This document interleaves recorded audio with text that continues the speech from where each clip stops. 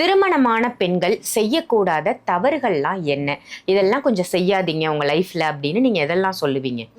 அவங்கள பெத்த அம்மா அப்பாவை முதல்ல மதிக்க தெரிஞ்சிருக்கணும்.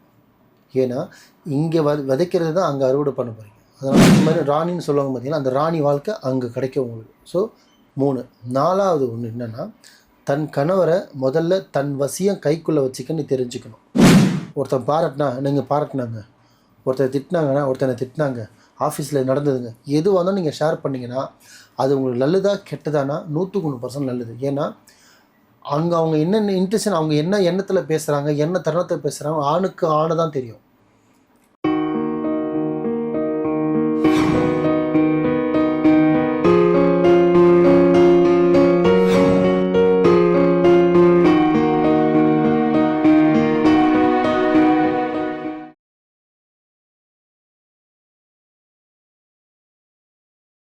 நேயர்கள் அனைவருக்கும் அன்பான வணக்கங்கள். இன்னைக்கு நம்ம யாரை சந்திக்க வந்திருக்கோம் அப்படின்னு பார்த்தீங்கன்னா, மாலிக் குருஜி அவர்களை தான் சந்திக்க வந்திருக்கோம். இறைவன் பாதையில் அனைவரும் செல்வோம். வணக்கம் குருஜி. வணக்கம் குருஜி. இன்னைக்கான தலைப்பு பெண்களுக்காக நிறைய விஷயங்கள் நீங்க மோட்டிவேஷனலா சொல்லிட்டு வரீங்க, நிறைய அவேர்னஸ் வீடியோ நம்ம போட்டிருக்கோம்.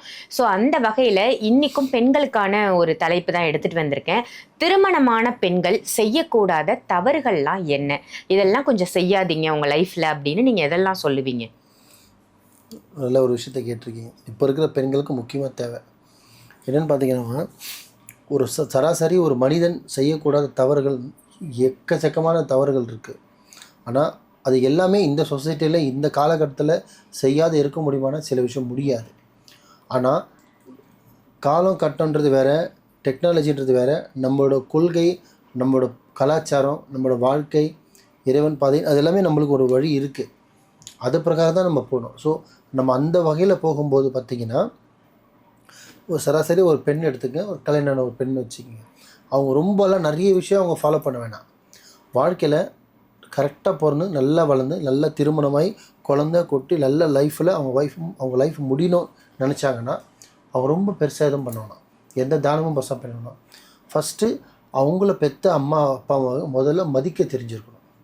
ஏன்னா இங்கே விதைக்கிறது தான் அங்கே அறுவடை பண்ண போகிறீங்க. அதனால் தன்னோட இப்போ நம்ம அப்பாவோ அம்மாவோ நம்மளை எப்படி வளர்க்குறாங்க, நம்மளை எப்படிலாம் கஷ்டப்படுறாங்க, எப்படிலாம் கஷ்டப்பட நம்மளை வளர்த்துருக்காங்க, எப்படிலாம் படிக்க வச்சுருக்காங்க, எப்படிலாம் நம்மளுக்கு சொசைட்டியில் நம்மளை பாதுகாப்பாக நம்மளை பார்த்துக்கிட்டாங்க, இவ்வளோ கெட்டவங்க மத்தியில் நம்மளை இவ்வளோ நல்லா வளர்த்துருக்காங்களே அப்படின்ற மாதிரி முதல்ல அவங்களுக்கு நன்றி சொல்ல வேணாம், அவங்களுக்கு உபத்திரம் காட்ட வேணாம். அவங்களுக்கு மூஞ்சல் என்ன சொல்கிறது, மூஞ்சி கட்டாமல் இருந்தாலே போதும். இப்போ இருக்கிற பெண்கள்லாம் ஒரு அப்பா அம்மாவே முதல்ல மதிக்கிறது ரொம்ப கம்மியாக இருக்குது. அம்மாவா இல்லையா? ஆமாம், உண்மைதான். ஸோ அதனால் நம்ம இந்த உலகத்துக்கு, இந்த பிரபஞ்சத்துக்கு, இந்த உலகத்துக்கு கொண்டு படைச்சது இறைவனாக இருந்தாலும் வளர்த்தது நம்ம பெற்றவங்க தானே. முதல்ல ஒரு பெண்ணாக இருக்கிறவ முதல்ல நீ இங்கே தான் சரி பண்ணிக்கணும். ஃபஸ்ட்டு இது ஒரு விஷயம். இதுக்கு அடுத்தது பார்த்திங்கன்னா சொசைட்டி.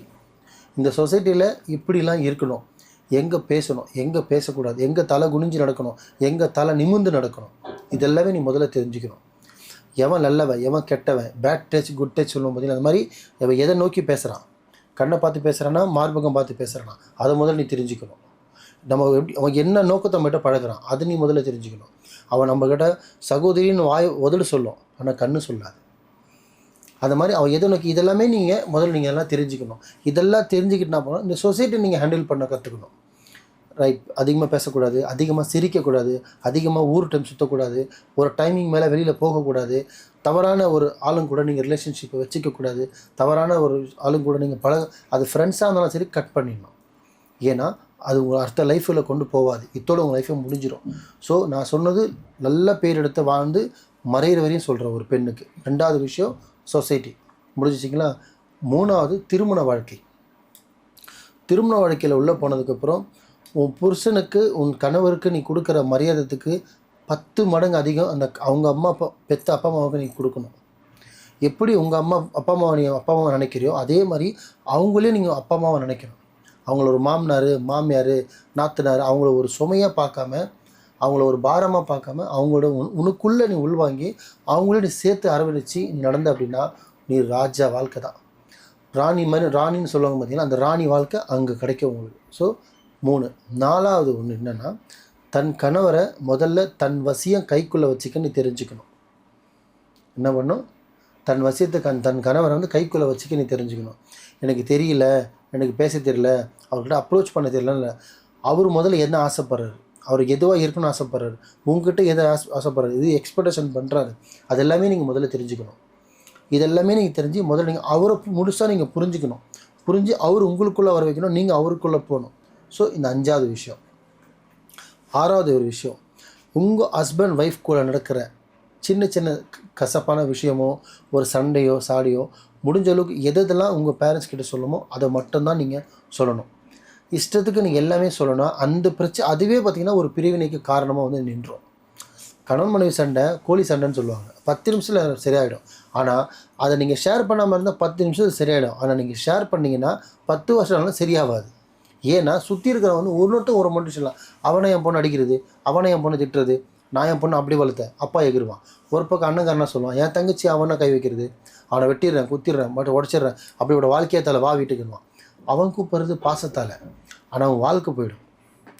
அப்படி என்ன பண்ணோம், எதெல்லாம் சொல்லணுமோ எது சொல்லக்கூடாது ஃபாலோ பண்ணணும். முக்கியமான விஷயம் இது. அந்த 7வது ஒரு விஷயமே சொல்கிறேன், என்னன்னு கேட்டிங்கன்னா, அதே மாதிரி உங்கள் ஹஸ்பண்ட் நடக்கிற ரிலேஷன்ஷிப்போ வீட்டில் நடக்கிற நல்ல விஷயமோ சரி கெட்ட விஷயமோ சரி இன்பமோ துன்பமோ உங்களோட எவ்வளோ க்ளோஸ் ஃப்ரெண்டாக இருந்தாலும் சரி, சைல்ட்ஹுட் ஃப்ரெண்டோ ஸ்கூல் ஃப்ரெண்டோ காலேஜ் ஃப்ரெண்டோ எதுவாக இருந்தாலும் சரி, செப்பல் எங்கே கழட்டி வைக்கிறோமோ அந்த மாதிரி கழட்டி வைக்கிற மாதிரி அந்த விஷயத்தை நம்ம மனசுக்குள்ளே வச்சுக்கணும். தவிர நம்மளை தவிர யாருக்கும் சொல்லக்கூடாது. அவர் நகை வாங்கி கொடுத்தாலும் நீ சொல்லாத, உங்கள் நகை வாங்கி வச்சாலும் நீ சொல்லாத, உன்னை அணைச்சாலும் சொல்லாத, உன்னை அடித்தாலும் சொல்லாத. இவ்வளோதான். ஸோ உனக்குள்ளே இருக்கிற உன் கணவன் மனைவி விஷயத்த வந்து பேரண்ட்ஸ் கிட்ட சொல்லலாம் சில விஷயத்த, அதை தவிர்த்து வேறு யார்கிட்ட சொல்லணுன்ற அவசியம் கிடையாது. ஸோ ப்ளஸ் ஆர் மைனஸ் சொல்ல என்ன ஆகுனா, நீ வந்து வெளியில் போயிடுவ, அந்த பர்சன் வந்து உன் வீட்டுக்குள்ளே வர ஆரம்பிச்சிடும். எப்படின்னு கேட்டிங்கன்னா, இவனோட ப்ளஸ் மைனஸ் எல்லாமே அவனுக்கு தெரிய வந்துடுது. அவன் எப்போ சிரிப்பான் எப்போ கோவப்படுவான் எல்லாமே ஆப்போசிட் அவளுக்கு தெரிஞ்சிடும். அப்போ அவங்க குடும்ப பிரியத்துக்கு காரணம் யாராக இருக்கிற, நீயாக இருக்கிற. பண்ணுறதெல்லாம் நீ பண்ணிவிட்டு குடும்ப பிரித்து சொன்னால் எப்படி அது, புரியுதுங்களா? ஸோ இது 7வது ஒரு விஷயம், கணவனுக்கு தெரியாமல் நம்ம தமிழ்நாட்டு மக்கள் பெண்கள்கிட்ட இது கொஞ்சம் நிறையவே நான் கவனிச்சிருக்கேன்.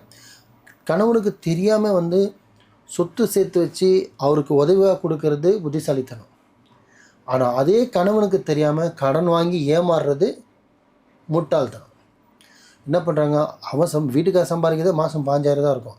ஆனால் வீட்டுக்காரனுக்கே தெரியாமல் 2 லட்ச ரூபா கடன் வாங்கி ஃப்ரெண்டு கேட்டா அவள் கேட்டா இவ கேட்டான்னு கொடுத்துட்டு அவன் வந்து கடன்காரன் கேட்கும்போது வீட்டுக்காரருக்கு பயந்து நிற்கும் போது ஒரு கட்டத்தில் பார்த்தீங்கன்னா அது தவறான ரிலேஷன்ஷிப்பில் போய் எடுத்துக்கலைன்னா இந்த குடும்பமே பிரிஞ்சிருது. கேட்டால் நீ பண்ணது ஒரு நல்ல விஷயத்த வாங்கி கொடுத்துருப்ப, ஆனால் அதை சொல்லியிருந்தேன்னா அவர் 2 அடியோ இல்லை திட்டிச்சா கூட விட்டுட்டு இருப்பார். ஆனால் சொல்லாத என்னாச்சுன்னா, அப்போ எனக்கு தெரியாமல் இது ஒன்று பண்ணியிருக்கேன்னா அப்போ நீ எவ்வளோ பண்ணியிருப்பேன், அப்போ உன் வார்த்தை உன் மேலே ஒரு ரீமார்க் ஆகிடுது.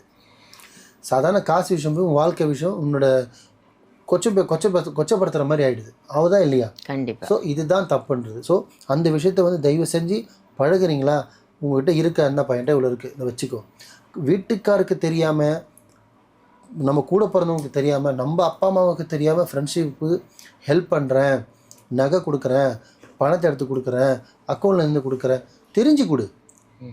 நான் என் வார்த்தையால் கொஞ்சங்க கொடுக்க வேணான்னு சொல்ல, கொடுன்னு சொல்கிறேன். ஆனால் தெரிஞ்சு கொடு. நாளைக்கு அவனே தரலாம் கூட சட்டையை பிடிச்சி கேட்பார் உன் வீட்டுக்காரன். ஆனால் தெரியாமல் நீ கொடுத்தா நீ கேட்க முடியுமா? இவனையும் கேட்க முடியாது, வீட்லேயும் சொல்ல முடியாது. நடுவில் மாட்டிட்டு முழுகிச்சு நிறைய பொண்ணுங்க வாழ்க்கை கெட்டு குட்டி சொல்ல போகுது. புரியுதுங்களா? ஸோ இது அதே தான் 10வது ஒரு விஷயமும் சொல்கிறேன். என்னன்னு கேட்டிங்கன்னா, சொசைட்டியில் என்ன நடக்குதோ வெளியில், காலேஜில் இருக்கட்டும், ஸ்கூல் லைஃப்பில் இருக்கட்டும், ஆஃபீஸில் இருக்கட்டும், உங்களுக்கு ஆஃப்டர் மேரேஜில் நீங்கள் வேலைக்கு போகிறீங்களா அந்த இடத்துல ப்ளஸ்ஸு மைனஸ் எது நடந்தாலும் சரி உங்கள் கணவனுக்கு வந்து நீ சொல்லணும். ஒருத்தன் பாராட்டினா நீங்கள் பாராட்டினாங்க, ஒருத்தர் திட்டினாங்கன்னா ஒருத்தனை திட்டினாங்க, ஆஃபீஸில் நடந்ததுங்க, எதுவாக இருந்தாலும் நீங்கள் ஷேர் பண்ணிங்கன்னா அது உங்களுக்கு நல்லதா கெட்டதானா 100% நல்லது. ஏன்னா அங்கே அவங்க என்னென்ன இன்டென்ஷன், அவங்க என்ன எண்ணத்தில் பேசுகிறாங்க, என்ன தருணத்தில் பேசுகிறாங்க, ஆணுக்கு ஆணை தான் தெரியும். ஆணுக்குள்ள விஷயம் ஒரு ஆணை கண்டுபிடிச்சிடுவான், அவன் என்ன நோக்கத்தில் பேசுகிறான்னு. ஆனால் பெண்ணு வந்து அதை நினைக்க மாட்டான். தங்கச்சின்னு தான் சொன்னான், தங்கச்சியாக தான் சொன்னான், தங்கச்சின்னு உதட சொல்லும், கண்ணு சொல்லாது, மனசு சொல்லாது. ஆனால் அவன் வீட்டுக்காரன் கண்டுபிடிச்சிடுவான், அவனோட பார்வை தப்பாக இருக்குது, பழகாது. அப்படி சொன்னால் தயவு செஞ்சு ஏற்றுக்குங்க. என் ஃப்ரெண்ட்ஸை நீ என்ன சொல்கிறது, நீ கல்யாணம் 1 வருஷம் தான் ஆகுது, எனக்கு 10 வருஷம் ஃப்ரெண்ட்ஷிப்பு, இந்த ஈரவங்காயெல்லாம் எல்லாருக்கும் தெரியும். புரியுதுங்களா? ஸோ இது எல்லாமே உங்களுக்குள்ள நீங்கள் மாற்றிக்கணும். வெளியில் நடக்குது எந்த ஒரு விஷயமா இருந்தாலும் தயவு செஞ்சு கணவர்கிட்ட ஷேர் பண்ணணும். எதெல்லாம் ஷேர் பண்ணக்கூடாதுன்னா உங்களுக்குள்ளே நடக்கிற விஷயத்தை மட்டும் தான் பேரண்ட்ஸ் கிட்ட ஷேர் பண்ணக்கூடாது, ஃப்ரெண்ட்ஸ் கிட்ட ஷேர் பண்ணக்கூடாது. ஆனால் வெளியில் எது நடக்குதோ இதே வார்த்தை தான் வந்து நான் ஆண்களுக்குமே சொல்கிறேன். சில விஷயத்த முடிஞ்ச அளவுக்கு தன் மனைவி கிட்ட ஷேர் பண்ணுங்கள். அவங்க உங்களுக்கு ப்ளஸ் ஆர் மைனஸ் உங்களுக்கு சொல்லிக் கொடுப்பாங்க. இப்படி நடந்துக்குங்க, இப்படி பண்ணுங்க, இப்படி செய்யுங்க. அப்படி சொல்லும்போது என்ன ஆகுதுன்னா உன்னோட லைஃபு ஒரு சேஃப் ஜோனில் இருக்குது.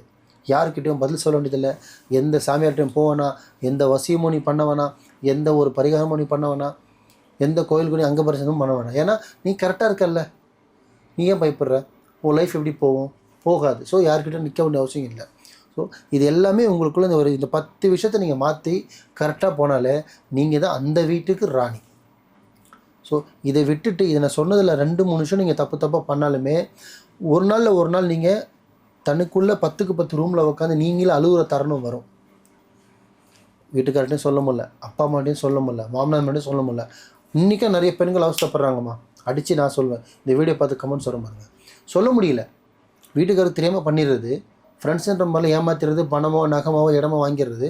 இங்கேயும் சொல்ல முடியல, இங்கேயும் சொல்ல துப்பவும் முடியல, மெழுங்கவும் முடியல, வச்சுட்டு உட்காந்துடுறாங்க. வாழ்க்கையை வெறுத்து போன மாதிரி டிப்ரெஷன் ஆகிடுறாங்க. அப்போ வந்து உட்காருவாங்க, குருஜி என்னை காப்பாற்றுங்க அப்படின்னு. புரியுதுங்களா? ஸோ அதை தான் சொல்ல வரேன்.